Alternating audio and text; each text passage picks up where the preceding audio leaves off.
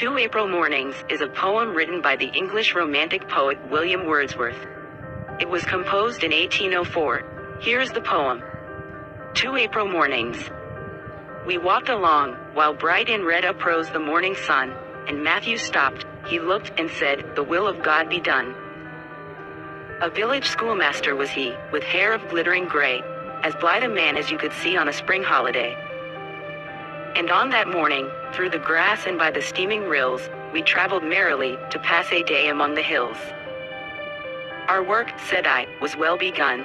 Then, from thy breast what thought, beneath so beautiful a sun, could spring, as I in darkness wrought? What thought, or wish, or thing of sound, what charm of living never gave to those who more than me abound in knowledge, 'tis the grace to lave in that well head, so close at hand, with love and life's unfolding, 10 in the familiar world where man is fearless, courteous, or bold, and meets all changes as they come, with an equal heart, while now I feel as if I were at home, the movements of my former days, or honored by a like return. No public harm that I could see, the heavens have done their part, and I will be a little pageant show, to furnish the world with numerous hours 20 of strange delight, where things are seen, as it were, for the first time, the mind acquiring, by the simple act of looking, some new qualities whereof she is possessed before, by the great universe itself so doth she teach and cherish more, and more the individual heart, that living thing which sends that glance the common being shall impart. 30. But if this leap were not the last which could have been hoped for, 'tis the last. In this extremity, taking her, I saw the danger, and I asked, is this the light of morning fair? My friend, is this the end of all? It was, and Matthew, and he said, the ordinary world is all to which the fancies of the bards have been transferred, and it has been 40 their office, as they are regarded in circles where they have a voice, to copy, and bring near the grace of the other world, and, as it were, to make that other world, by force of their own minds, perceptible to the dark world by which we are here.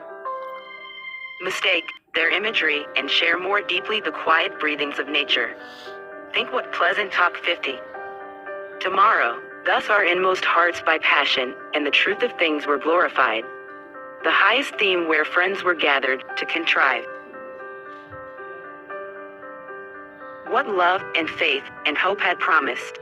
Although the way in which I came was rugged, and the mountains tall, the cliffs were desolate, the path was so unnaturally steep, yet still the solitary herd, 60 that was abroad, or passing by, to follow with a faithful eye, could not keep up with me, and so, as I went on, and turned my head to look at what was left behind, the farmer's dog did all he could to follow, and was recompensed. There's nothing that could lift him up to such an eager gait, or make a greater show of hideous glee, 70.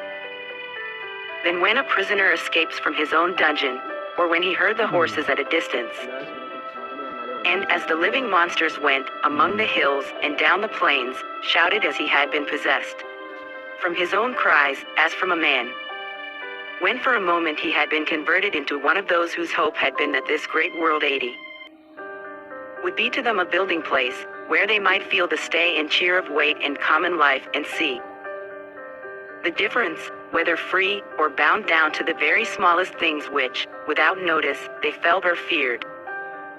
And so the day went on, when night turned upon us, and by a blazing fire the dwelling's very heart, where stood